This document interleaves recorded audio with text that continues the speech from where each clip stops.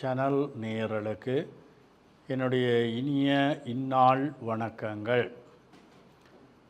அந்த இன்றைய நாளிலே எங்களுடைய சிந்தனைக்காக தரப்பட்டிருக்கிற பகுதி மத்தேயு நற்செய்தியினுடைய 6ஆம் அதிகாரத்தின் முதல் வசனத்திலிருந்து 6ஆம் வசனங்களுடன் 16ஆம் வசனத்திலிருந்து 18ஆம் வசனங்கள் முடிய. இந்த பகுதி எங்களுக்கு மிக பரிச்சயமான பகுதி. ஒவ்வொருவருடைய சுய வாழ்வை நாங்கள் புடமிட நிறைப்படுத்த, எங்கள் வாழ்வை நான் ஒரு ஒழுங்கமைப்பின் வாழ்வாக வடிவமைத்து கொள்ள இன்றைய நற்செய்தி எங்கள் எல்லோருக்கும் அழைப்பு விடுக்கின்றது, பெரிதும் உதவி செய்கின்றது. அவை நாங்கள் இந்த வார்த்தைகளை கடைப்பிடித்தால் எங்கள் வாழ்வு கடவுளுக்கு ஏற்புடைய பலன் கொடுக்கும் வாழ்வாக்கப்படும். நாங்கள் இப்பொழுது நற்செய்திக்குள் நுழைவோம்.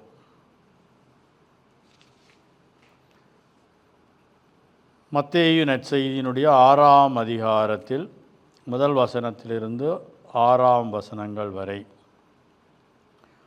மக்கள் பார்க்க வேண்டுமென்று அவர்கள் முன் உங்கள் அறச்செயல்களை செய்யாதீர்கள். இதை குறித்து நீங்கள் எச்சரிக்கையாயிருங்கள். இல்லை என்றால் உங்கள் விண்ணக தந்தையிடமிருந்து உங்களுக்கு கைமாறு கிடைக்காது. நீங்கள் தர்மம் செய்யும் போது உங்களை பற்றி தம்பட்டம் அடிக்காதீர்கள். வெளிவேடக்காரர் மக்கள் புகழ வேண்டுமென்று தொழுகை கூடங்களிலும் சந்துகளிலும் நின்று கொண்டு அவ்வாறு செய்வர். அவர்கள் தங்களுக்குரிய கைமாறு பெற்றுவிட்டார்கள் என உறுதியாக உங்களுக்கு சொல்கின்றேன். நீங்கள் தர்மம் செய்யும் போது உங்கள் வலக்கை செய்வது இடக்கைக்கு தெரியாதிருக்கட்டும். அப்பொழுது நீங்கள் செய்யும் தர்மம் மறைவாயிருக்கும். மறைவாயுள்ளதை காணும் உங்கள் தந்தையும் உங்களுக்கு கைமாறு அளிப்பார். நீங்கள் இறைவனிடம் வேண்டும் பொழுது வெளிவேடக்காரரை போல் இருக்க வேண்டாம். அவர்கள் தொழுகை கூடங்களிலும் வீதியோரங்களிலும் நின்று கொண்டு மக்கள் பார்க்க வேண்டுமென்று இறை வேண்டல் செய்ய விரும்புகிறார்கள். அவர்கள் தங்களுக்குரிய கைமாறு பெற்றுவிட்டார்கள் என உறுதியாக உங்களுக்கு சொல்கின்றேன். ஆனால் நீங்கள் இறைவனிடம் வேண்டும் பொழுது உங்கள் உள்ளறைக்கு சென்று கதவை தாளிட்டு அடைத்து கொண்டு மறைவாயுள்ள உங்கள் தந்தையை நோக்கி வேண்டுங்கள். மறைவாயுள்ளதை காணும் உங்கள் தந்தையும் உங்களுக்கு கைமாறு அளிப்பார். இது நம்ம ஆண்டவர் இயேசு கிறிஸ்துவின் நற்செய்தி. கிறிஸ்துவே உமக்கு புகழ். அன்பார்ந்தவர்களே, இந்த நற்செய்தி பகுதி எங்களுக்கு பரிச்சயமானது. இதை நாங்கள் எங்கேயாவது கேள்விப்பட்டிருக்கிறோமா அல்லது ஆரோ வாசிக்க ஏதோ காதில் விழுந்தது என்று நினைக்கிறோமா? இல்லை. நாங்களே பல தடவைகள் ஒரு நல்ல கிறிஸ்தவ கத்தோலிக்க வாழ்வுக்குரிய செயல் திறனை வெளிக்கொணர நாங்களே இந்த பகுதியை எடுத்து வாசித்திருக்க வேண்டும்.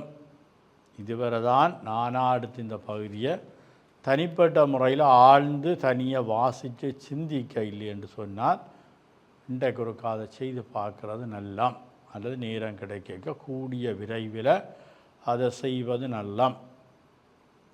நாங்கள் வருடம் தபக்காலத்தை ஆரம்பிக்கின்றோம். அது ஒவ்வொரு வருடம் இந்த தபக்காலத்தினுடைய ஆரம்ப நாளிலே இந்த பகுதி தரப்படும்.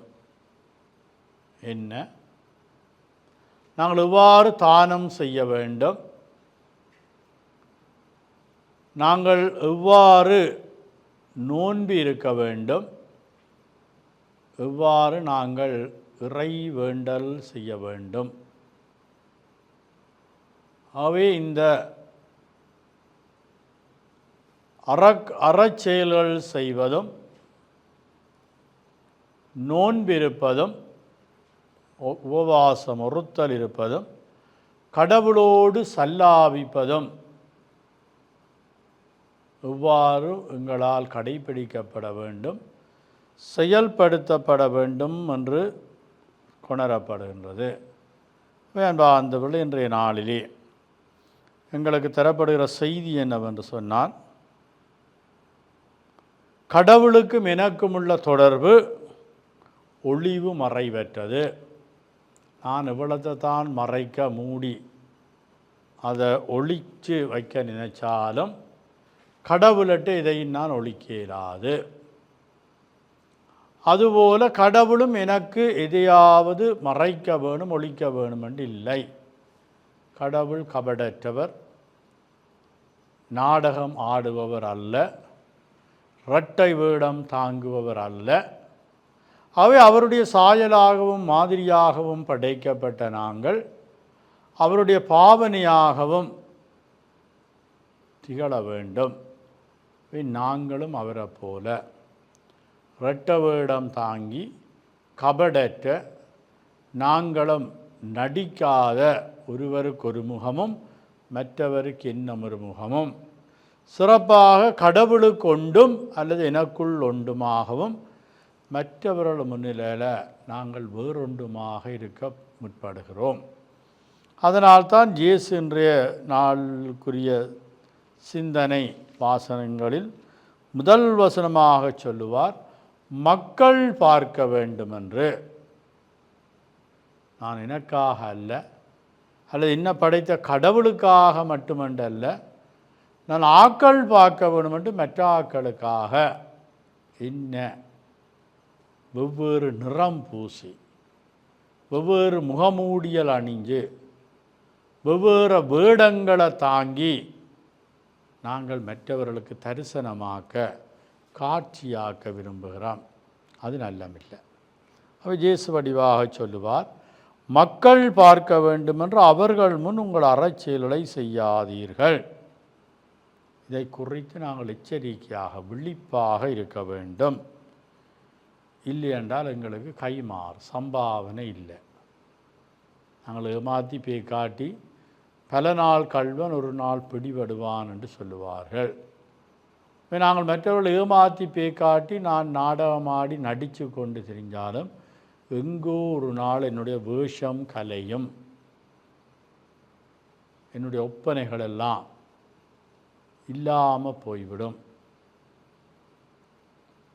மனிதா, எங்களை படைத்த கடவுள் எங்களுக்கு சொல்லுகிற நல்ல செய்தி என்னவென்று சொன்னால், மனிதனே, உன்னுடைய வாழ்நாளில் தான் நீ உன்னை பற்றி அல்லது உனக்குரிய சுய அந்தந்த கணத்துக்குரிய வாழ்வை எண்ணாவிட்டாலும் உன்னுடைய மரணத்தை நினைத்துப்பார்.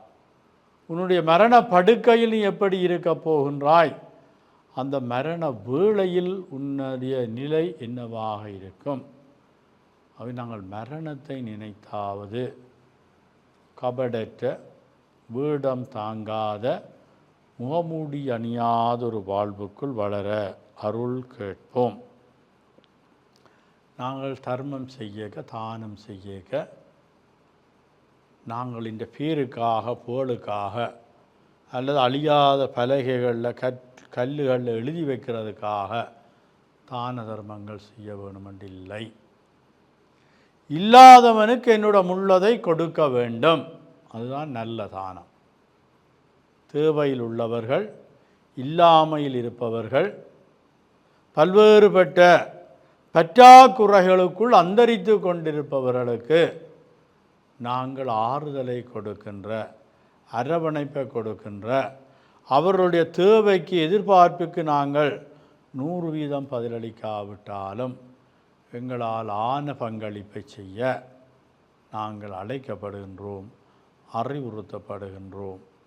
என்னை ஒருத்து, என்னை நான் நோன்புகள் ஊடாக, உபவாசங்கள் ஊடாக, அல்லது என்னுடைய சுய வாழ்விலே நான் தேடுகின்ற பல்வேறுபட்ட லௌகியங்கள், தாம்பிகங்கள், சுகபோக வாழ்வுகளை தியாகம் செய்து நானும் ஒருத்தலினாலே மிச்சப்படுத்துபவற்றை தானமாக கொடுப்பது தானங்களில் இன்னும் ஒரு படி உயர்வான தானமாகும். என்னை ஒருத்து என்னிடத்தில் உள்ளதிலிருந்து மிச்சம் பிடித்து நான் மற்றவர்களுக்கு கொடுப்பது. என்பார்ந்தவர்களே, அடுத்த விடயத்தை பற்றி இயேசு கதைப்பார். நாங்கள் நோன்பு இருக்கும்போது என்ன செய்ய வேண்டும்?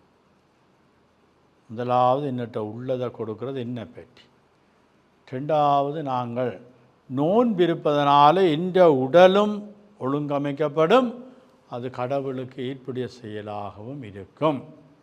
எனக்கும் கடவுளுக்கும் ஏற்புடைய விதத்திலே நான் என்னுடைய நோன்பை மேற்கொள்ள அறிவுறுத்தப்படுகின்றோம், அழைக்கப்படுகின்றோம்.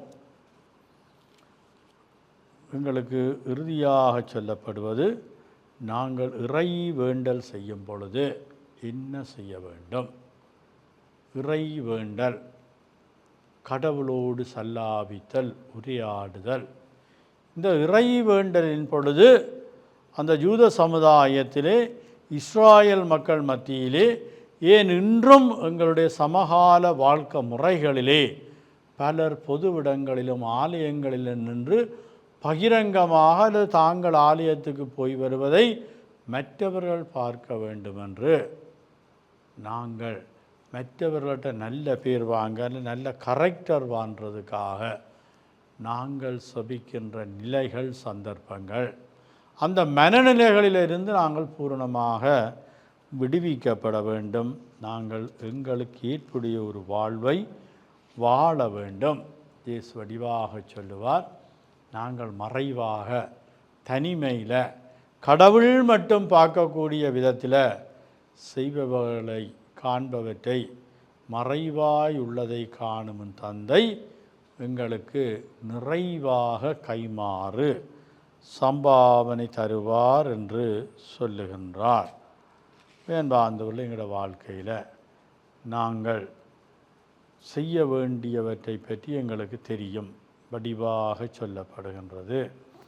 நாங்கள் நோன்பு இருக்கும்போது என்ன செய்ய வேண்டும் என்று அடுத்தது சொல்லப்படுகின்றது. இந்த நோன்பு இருத்தல், நான் நோன்பு இருப்பதனால் மிகுதிப்படுத்துபவற்றை அல்லது எனக்கு கிடைப்பவற்றை, அது என்னுடைய வெறுமனையே உணவு சாப்பாட்டைத்தான் நோன்பு என்றதல்ல. அது பல்வேறுபட்ட சுகபோகம் நிறைந்த வாழ்க்கைகளில் நோன்பு இருக்கலாம். கட்டிலே இல்லாமல், பாயே இல்லாமல், படுக்க ஒரு இடம் இல்லாமல் எத்தனையோ பேர் இருக்கிறார்கள். ஆனால் எங்களில் சிலர், எங்களுக்கு கட்டில் கிடைத்து, மெத்தை கிடைத்து, அதற்கு மேலே ஒரு பாயும் போட்டு படுக்கிற அளவுக்கு எங்களோட நோன்புகள் இந்த சுகபோகங்களை உறுத்து கொள்வதனால, இந்த சுகபோகங்களில் நாங்கள் பல்வேறுபட்ட அந்த விட்டு கொடுப்புகளை நாங்கள் மேற்கொள்வதனால, என்னட்ட இருக்கக்கூடிய உடைகளாக இருக்கலாம், என்னட்ட இருக்கக்கூடிய காசாக இருக்கலாம்.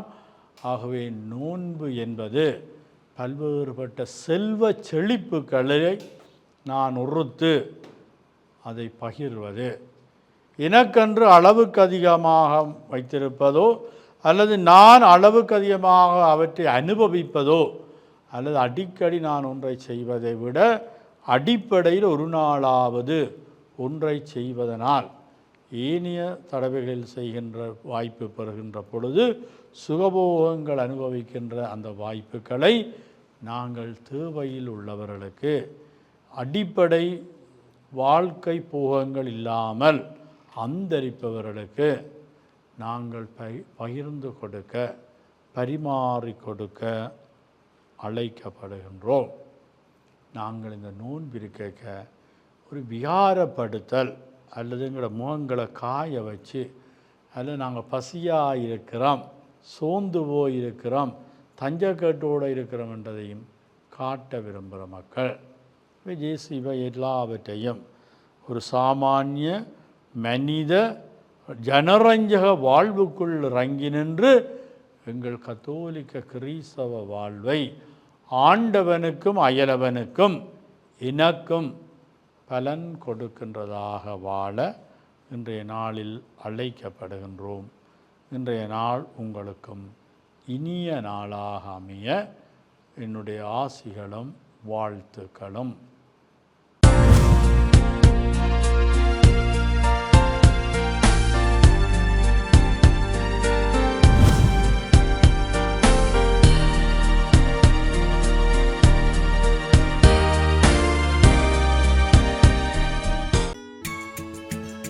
ஹோலி மேடையில் புத்தம்புது நிகழ்ச்சிகளை உடனுக்குடன் பார்த்து மகிழ எமது ஃபேஸ்புக் மற்றும் யூடியூப் பக்கத்தை லைக் செய்யுங்கள்.